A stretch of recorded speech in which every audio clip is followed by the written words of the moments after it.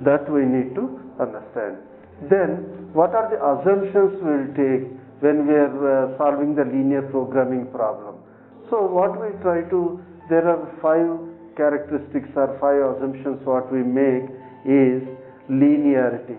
As we have just now discussed, there is a linear relationship among the variables or direct one-to-one relationship.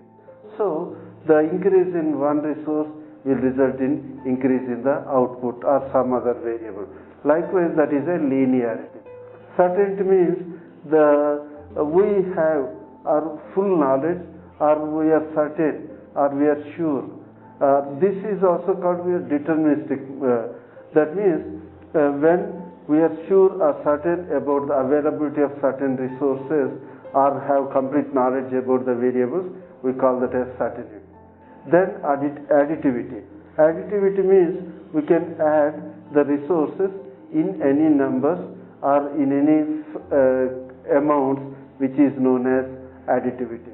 Divisibility means we can divide the resources in fractions also, which should be taken into consideration while solving. As just now we have discussed, non-negativity.